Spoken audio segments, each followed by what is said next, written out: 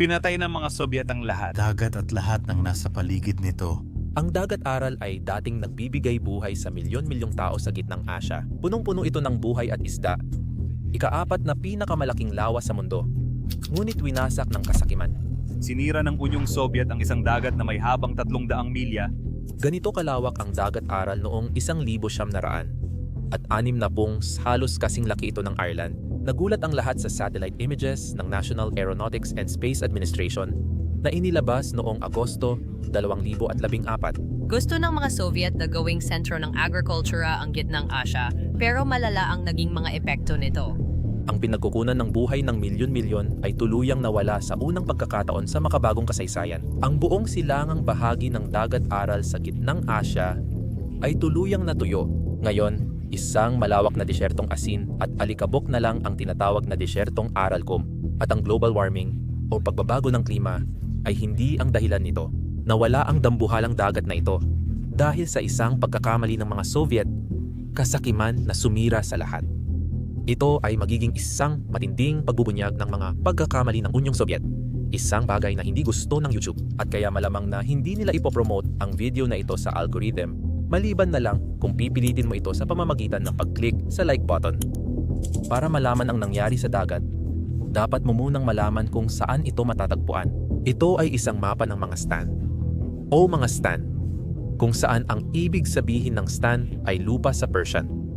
Tumutukoy sa mga bansa na nagtatapos sa stan ang pangalan, gaya ng Kazakhstan, Turkmenistan at Uzbekistan. Ang mga bansang ito ay nasa gitnang Asya, isang rehiyong tuyo at halos 3 kapat disyerto. Nandito mismo ang dagat-aral. Isa sa mga unang bagay na dapat mong malaman tungkol sa lawa na ito ay hindi ito dumadaloy papunta sa karagatan. Wala itong mapupuntahan. Ang ganitong uri ng mga anyong tubig ay tinatawag na endorheic lakes. Halimbawa, ang dagat Caspian at ang dagat Patay ay mga endorheic lakes din. Sa tag-init, ang temperatura ay maaring umabot ng halos 100 degrees Fahrenheit o mga 38 Celsius. At sa ibang mga panahon, malalakas na hangin ang umiihip sa rehiyong ito, na nagdudulot ng pag-alis o pag-evaporate ng milyon-milyong galon ng tubig. Ang nagpapanatili sa dagat-aral mula Pleistocene hanggang dekada 1900 at 60 ay ang tubig mula sa malalayong bundok sa timog silangang hangganan ng Uzbekistan, Kyrgyzstan at Tajikistan, Tian Shan at mga Subranges na nagmumula sa natutunaw na yelo. Mula sa mga tuktok na ito, nagmumula ang 2 pangunahing ilog ng gitnang Asya, ang Amu Darya at Syr Darya, na dumadaloy sa dagat mula hilaga at timog. Naghatid ang ilog Syr Darya ng 21 bilyong tonelada ng tubig at ang Amu Darya naman ay 38 bilyong tonelada. Pinagsama, nagbigay sila ng halos 59 bilyong tonelada ng tubig bawat taon noong 1900 at 60 dagdag pa ang mula sa panapanahong pag-ulan. Sa konteksto, sapat ang dami ng tubig na ito para punuin ang 22 milyong Olympic-sized na swimming pool. Noong panahong iyon, may higit sa 1,000 maliliit na isla sa dagat. Pero simula noong 1961, nagsimula na itong lumiit. Noon, ang mga bangka ay kumukuha ng 20% ng isda ng Soviet Union at nagbibigay trabaho sa libu-libong tao.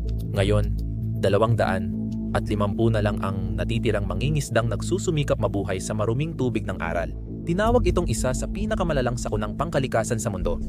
At ang tunay na may sala dito ay ang pagkahumaling ng mga Soviet sa puting ginto. Kasi pagkatapos ng Rebolusyong Industrial noong 1780s, nagdulot ang pag-usbong ng makabagong industriya ng matinding pangangailangan sa kanayunan para sa mga hilaw na materyales, paggawa at pamilihan.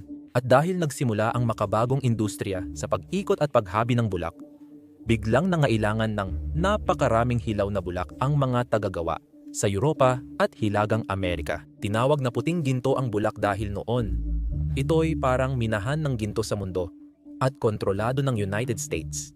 Halos lahat ng bulak galing sa mga plantasyon ng alipin sa Amerika. Una sa West Indies at Brazil, tapos sa Estados Unidos. Nang pumasok ang mga nagtatanim ng bulak sa Amerika, sa pandaigdigang pamilihan noong 1770s, matapos ang revolusyon sa St. Domingo, agad silang naging pangunahing manlalaro.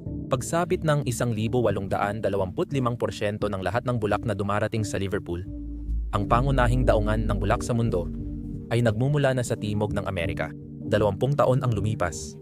Umakyat ang bilang na iyon sa 59%. Pagsapit ng 1,800 at 72% ng bulak na inaangkat ng Britanya ay mula United States. Hindi dito natapos ang kanilang dominasyon. 70% ng bulak na inaangkat ng Pransya ay mula United States. Sa mga estadong Aleman, 60% ay Amerikano at 72% sa iba pa. Ang bulak na ipinapadala sa Rusya ay mula United States. Sinakop ng Amerikanong bulak ang pandaigdigang merkado na parang kakaunti lang ibang hilaw na materyales ang nagawa noon o pagkatapos nang ibabaw ang United States dahil kumpleto sila sa kailangan para magtagumpay sa merkado at malakas ang kombinasyon nila. Malalawak na lupain mula sa mga katutubo. Maraming aliping manggagawa mula sa pagbaba ng pagtatanim ng tabako sa Upper South at madaling akses sa kapital ng Europa. Dahil sa kombinasyong ito, naging pandaigdigang kapangyarihan sa kalakalan ng bulak ang timog ng Amerika na nagpabuhay sa mga industriya at ekonomiya sa mundo. Sumisigla ang ekonomiya ng Amerika. Noong 1,800 at 60 ang Timog Amerika ay gumagawa ng 4 milyong bale ng bulak bawat taon na naglalaan ng 75% ng hilaw na bulak sa mundo, 60% ng lahat ng iniluluwas ng Amerika, na umaabot sa humigit kumulang $200 milyong na halaga ng iniluluwas taon-taon. Isang napakalaking bilang. Noong panahong iyon, ang bulak ang susi sa yaman at kapangyarihan. Ang may kontrol dito ang humahawak sa pandaigdigang ekonomiya. Dumating ang digmaang sibil sa Amerika at nagbago ang lahat. Opisyal na nagsimula ang digmaan noong 1,861 nang pinaputukan ng mga puwersang Confederate ang Fort Sumter at nagtapos ito noong Abril 1,865 sa pagsuko ng mga puwersang Confederate. Sa 4 na taon, naranasan ng produksyon ng bulak ang pinakamalalang dagok sa kasaysayan nito. Upang ipakita ang di umano'y kapangyarihan ng Haring Bulak, kusang tumanggi ang mga mangangalakal ng bulak sa timog na ipadala ang kanilang bulak noong unang bahagi ng 1,800 at 60 isa-isang desisyong ginawa ng magkakahiwalay at hindi ng pamahalaan. Noong tag-init ng 1,800 at 61 na blockade ng Unyon ang lahat ng pangunahing daungan ng Confederate. Kaya halos 75% ng mga export ay nagsara. Plano ng Confederacy na maubos ang bulak ng Britanya para mapilitang suportahan sila. Dahil may malaking reserba ng bulak ang mga pabrika ng Britanya, hindi sila agad na apektuhan ng embargo. Sa katunayan, tumaas pa nga ang halaga ng kanilang mga imbakan. Kung makikialam ang Britanya, magkakaroon ng digmaan laban sa Estados Unidos at mapuputol ang halos isang kapat ng supply ng pagkain mula United States. Dagdag pa, kayang sirain ng mga barkong pandigma ng Amerika ang kalakalan ng Britanya. Habang nag-e-escort ang Royal Navy ng mga barkong may bulak, hindi naniwala ang mga Briton kay Haring Bulak at piniling huwag makialam. Hinigpitan ng Confederacy ang pag-export ng bulak para mapilitan ang Europa at Asia na kilalanin sila dahil sa mataas na demand sa Amerikanong bulak. Ngunit nang mabigo ang planong iyon, dahil tumanggi ang Europa na kilalanin ang Confederacy, naglunsad ang Union ng malawakang blockade sa kalakalan ng timog na tumagal ng halos 4 na taon. Ito ang nagdulot ng cotton famine, isang krisis na kahalintulad ng oil shock sa gitnang silangan noong 1971. Ito ang unang krisis sa hilaw na materyales ng industrial na kapitalismo na malaki ang epekto sa Europa at Asia. Libo-libong manggagawa ang nawalan ng trabaho, kumalat ang kahirapan, at nagkaroon ng kaguluhan sa mga sentro ng tela sa United Kingdom, Pransya, Alemanya, Belgium, Netherlands, at Rusya. Sa Alsace, dahil sa matinding desperasyon, nagdikit sila ng poster sa pader na may nakasulat na DuPont o Le Mort. Ibig sabihin ay tinapay o kamatayan. Ngunit mas malaki pa ang pinsala sa Rusya. Napakababa ng kanilang lokal na produksyon. At para pondohan ang digmaan sa gitnang Asya, labis silang umasa sa pera mula sa bulak. Ngunit ang pinakamalaking problema sa pagtatanim ng bulak ay tubig. Ang mga pananim ng bulak ay nangangailangan ng napakalaking dami ng tubig para sa pag-aani. Dahil dito, karaniwang itinatanim lang ito sa paligid ng mga oasis sa iba't ibang bansa. Ayon sa datos ng International Cotton Advisory Committee, para makagawa ng 1 kilo ng lin, sapat para sa isang t-shirt at maong. Ang bulak sa mundo ay gumagamit ng 1,931 litro ng tubig irigasyon at 6,000 litro ng tubig ulan sa karaniwan. Nagkakaiba ang bilang depende sa rehiyon dahil mas maraming tubig ang kailangan sa tuyot o mainit na klima para sa bulak. Noong panahong iyon, hindi inakala ng Rusya na magkakaroon sila ng solusyon sa krisis sa tubig. Noong 1865, sinakop ng Rusya ang Tashkent at nagsimula ang kanilang pamumuno sa gitnang Asya. Ginawa ito para pigilan ang pagpapalawak ng Britanya sa Asya. Dahil nakarating na ang Imperyong Britanya sa Afghanistan noon, nagbigay ang pananakop na ito ng bagong pagkakataon sa mga Soviet. Ang gitnang Asya ay may matabang lupang pansakahan na pinagyayaman ng mga malalaking ilog na Amu, Darya at Sirdarya na siyang pinagkukunan ng kabuhayan at ikinabubuhay ng populasyon ng rehiyon sa loob ng mga huling dekada ng Imperyong Ruso. Naging pangunahing pinagkukunan ng hibla ng bulak para sa lokal at pandaigdigang pamilihan ang mga bagong kolonya ng St. Petersburg sa gitnang Asya. Gayunpaman, ang pagtaas ng produksyon ng bulak ay hindi dahil sa mas mataas na produktibidad ng mga magsasaka o pagbuti ng mga lupang pansakahan. Sa halip, pinalawak ng mga Ruso ang kanilang sakop sa mga dating hindi tinatamnan na teritoryo at ginawang malalawak na taniman ng bulak ang mga ito. Ang mabilis na pagpapalawak ay nangangailangan ng maraming tubig sa irigasyon. Kaya dumami ang mga kanal na kumukuha ng tubig mula sa Amnu, Darya at Sherdarya. Noong 1800 at 70 sinimulan ang unang malaking proyekto ng irigasyon sa Uzbekistan na tinawag na Hunger Step Irrigation Initiative. Layunin ang pagtatag ng kolonya para sa pagtatanim ng bulak at pagtaas ng ani sa Khava, Bukhara at Samarkand. In-upgrade ang lumang irigasyon sa Khava at Bukhara. Nagtayo ng maliliit na dam at gumawa ng maraming kanal. Dahil dito, naging sentro ng taniman ng bulak ang Fergana Valley sa Russian Turkestan at naging batayan ng pag-usbong ng gitnang Asya bilang isa sa pinakamalaking lugar ng produksyon ng bulak sa mundo. Nagsimula ng palitan ng Russia ang mga pinuno sa ilalim ng kanilang kontrol. Sinimulan ng mga Ruso ang pagtatanim ng bulak sa mga rehiyon ng Uzbekistan at Turkmenistan upang mabawasan ang kanilang pagdepende sa pag-aangkat ng bulak mula sa mga Amerikano at Briton. Noong ika-20 siglo, nagbago ang lahat nang sumabay ang panahon ng Soviet at unang digmaang pandaigdig.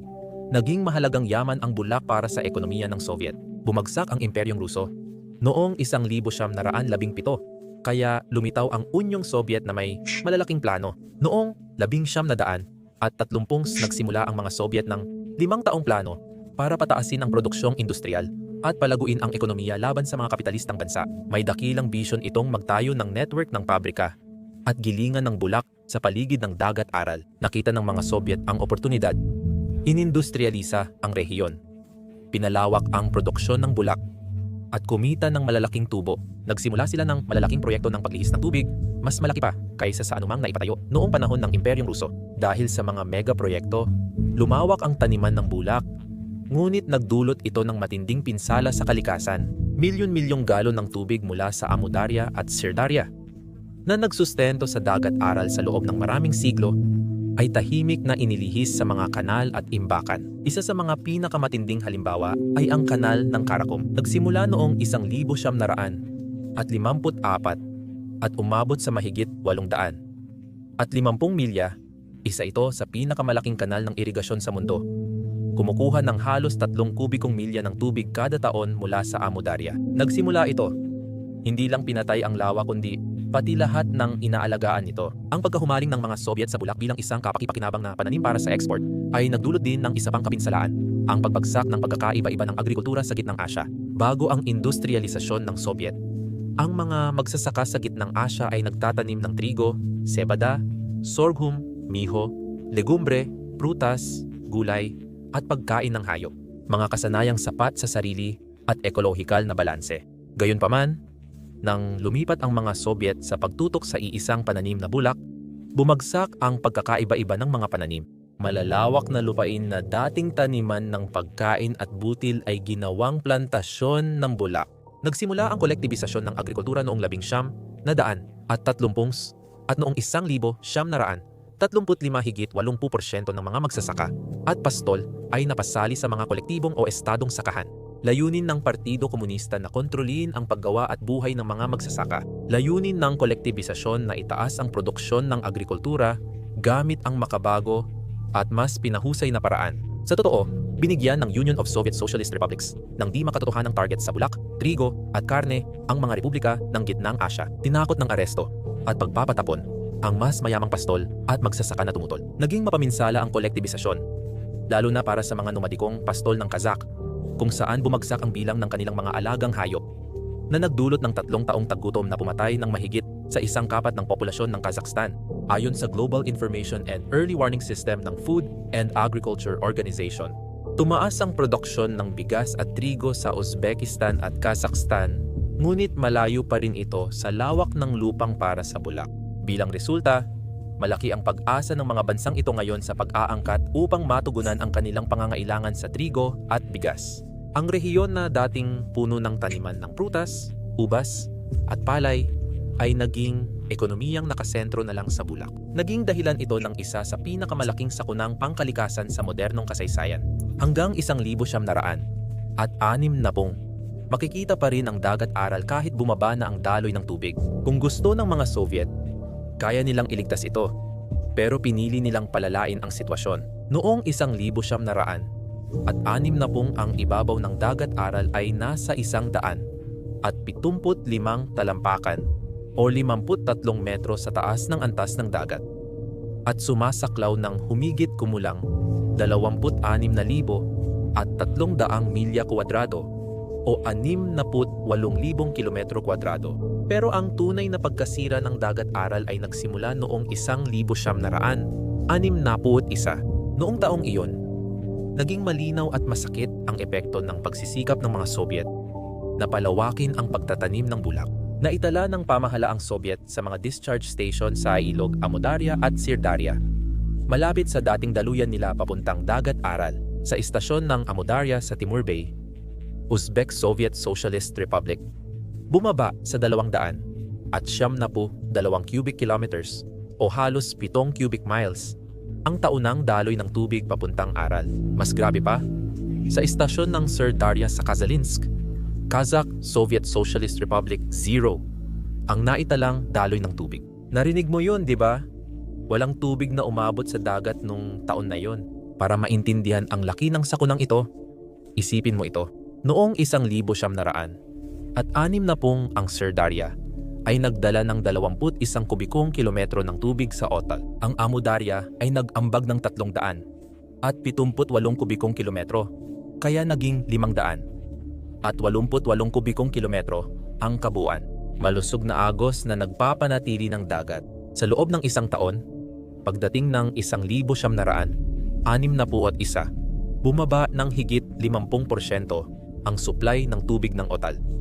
Maliban sa maliit na exception noong 1,969, hindi na muling naabot ng taunang pagdaloy ang antas ng 1,900 at 60 sa sumunod na 3 dekada.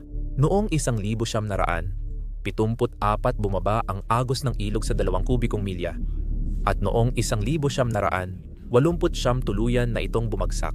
Sa wala pang 30 taon, 1 kubikong milya na lang ng tubig ang natitira sa dagat Otal at mahigit 70% ng dati nitong tubig ay nawala na. Kitang-kita ang pagkawala ng dagat Otal.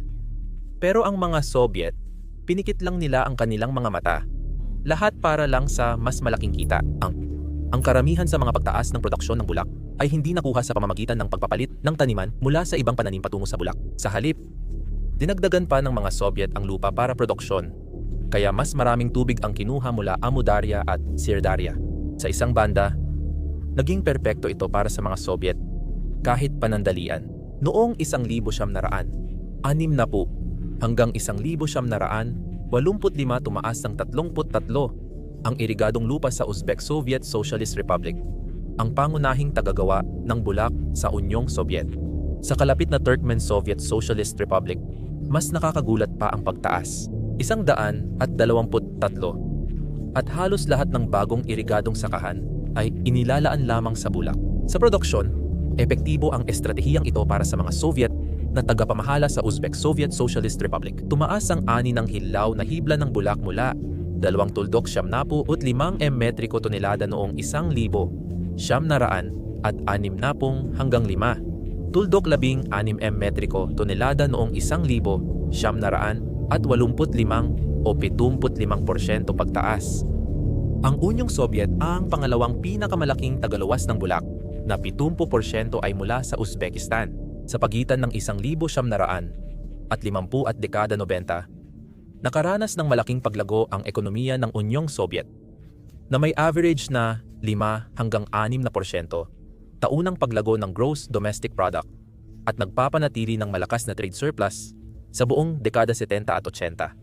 Ang Unyong Sobyet ay nagluwas ng mga produkto na nagkakahalaga ng humigit kumulang 600 bilyon, kung saan mahigit 45% ay mula sa industriya ng kalakal. Hinahabol ng mga Sobyet ang record sa kita, ngunit ang kanilang pagkahumaling ay nagdulot ng hindi masukat na kapalit. Mabagal ang pagkamatay ng dagat-aral dahil sa pag-ani ng bulak ng Sobyet na nagdulot ng malaking pinsala sa tao. Kinailangan nito ng ambag na paggawa mula sa lahat ng sektor ng lipunan, mga manggagawa sa pabrika, sundalo, at maging mga estudyante sa universidad. Noong dekada 90, kaunti pa rin ang makinang pang-ani ng bulak ng mga Sobyet, kaya karamihan ng ani ay mano-mano pa rin kinukuha. Laging kulang ang manggagawa sa bukid tuwing anihan. Kaya gumawa sila ng istriktong plano para mapunan ito. Pinilit ng gobyerno ang mga tagalungsod na magtrabaho ng ilang linggo sa kolektibong bukirin para sa pag-aani ng bulak. Dumarating ang mga bus para sunduin ang mga estudyante at diretso silang dinadala sa mga bukirin. Sa mga buwang ito, madalas walang laman ang mga universidad at high school sa rehiyon. Madalas nakakaiwas sa sapilitang paggawa ang mga elitistang estudyante at anak mayaman sa pamamagitan ng panunuhol. Pero ang mga karaniwang estudyante ay walang magawa. Hindi lang tao ang nagdurusa sa trahedya, pati kalikasan ay nasisira. Kasabay nito, naglalagay ang mga sakahan ng estado ng 500 at 30 libra ng abono bawat ektarya sa taniman ng bulak taon-taon, kumpara sa 27 libra kada ektarya sa buong Unyong Sobyet. Para mapadali ang pag-aani, gumamit sila ng mga defoliant para tanggalin ang mga dahon ng halaman ng bulak, habang ang mga abono at pestisidyo ay palagi at matinding inispray.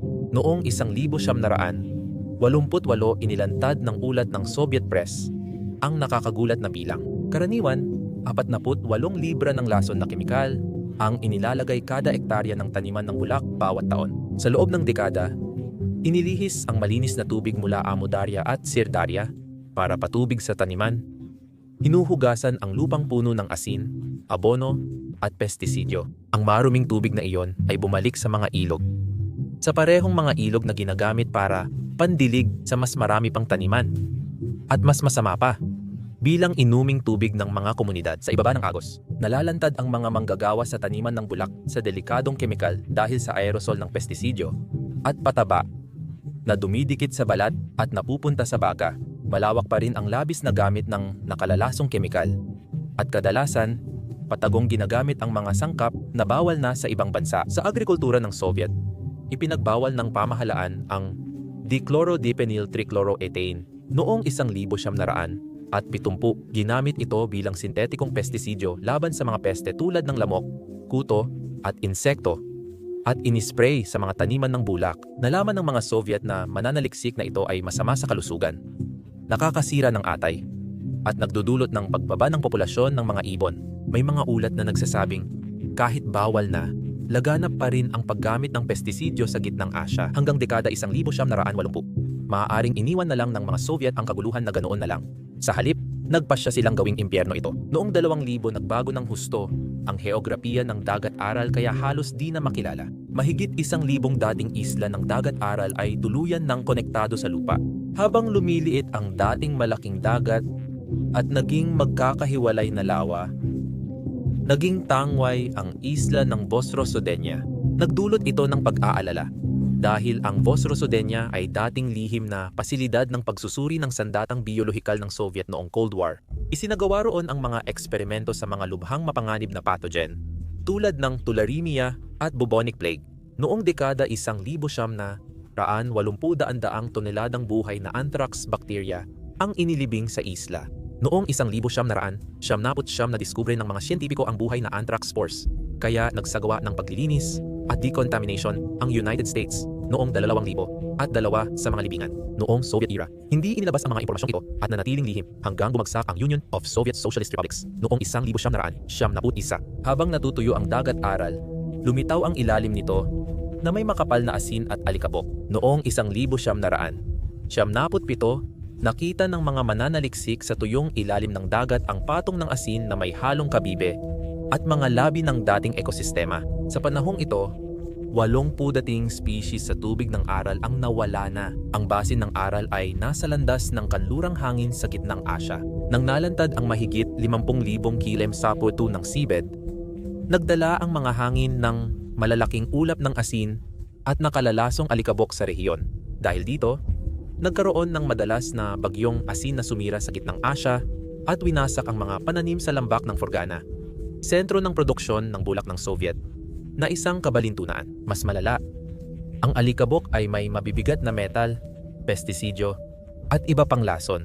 Inilarawan ng mga nakaranas ng bagyo na parang sila'y nasusunog. Nagdulot ng hapdi at sakit sa ilong, baga, at mata ang maasin na hangin, pati pang matagalang problemang pangkalusugan. Moinak ang isa sa pinakamatinding tinamaan at pinakamalaking lungsod sa Aral Sea noong 1900 at 60 as. Noong kasagsagan nito, ang Moinak ay tirahan ng 3,000 at 1,000 tao at isang abalang lungsod pantalan. Dahil sa aktibong industriya ng pangingisda, naging sentro ang bayan ng fishing trawler at nagkaroon ng maraming pabrika ng pagproseso ng isda, cold storage, at sumusuportang industriya. Sa loob ng mga dekada, umikot lang ang ekonomiya ng Moinak sa pangingisda. Ngunit nang maglaho ang dagat Aral, bumagsak ang mga isda at kabuhayan ng libo-libo. Bumaba ng mahigit kalahati ang populasyon ng Mojanak, na ngayon ay tinatayang 13,000 at 500 na lang ang residente. Ang bayan ay 150 kilometro o 73 milya ang layo mula sa pinakamalapit na bahagi ng tubig ng Aral. Nakakagulat ang layo nito para sa dating baybaying lungsod noong panahon ng Soviet. Noong nagsisimula ng umurong ang dagat, sinubukan ng mga autoridad na panatilihin ang ilusyon ng gumaganang industriya ng pangingisda. Ang mga isda mula karagatang Pasipiko, 4,000 milya ang layo, ay dinala sa Munich sa pamamagitan ng refrigerated na tren para maproseso at mailata sa lokal na pabrika. Dahil sa kakaibang prosesong ito, naging pinakamahal ang mga dilatang isda ng Munich dahil sa mataas na gastos sa transportasyon. Pero pagkatapos bumagsak ang Unyong Soviet noong 1991, natapos din ang sistemang ito. Isinara ang pabrika ng dilatang isda, dahilan para mawalan ng trabaho ang karamihan sa mga tao roon at tuluyang bumulusok ang Munich sa pagkakabangkarote. Ngayon, nabubuhay ang Munich sa kung anuman ang maliit na kinikita nito. Ang pangunahing pinagkakakitaan ay ang pag-aani ng asin mula sa lantad na ilalim ng dagat at turismo. Maliit na grupo ng mga dayuhang bisita ang pumupunta rito upang masaksihan ang nakakakilabot na libingan ng mga barko, ang mga kinakalawang na labi ng mga fishing trawler na ngayon nakatiwangwang na lang sa disyerto. Matinding paalala ng mga nawala, ngunit buhay ang pag-asa sa pagbabalik ng dagat or edu. Sabi nila, kung kaya pang iligtas, gawin natin dahil tinapay ng tao ang apektado.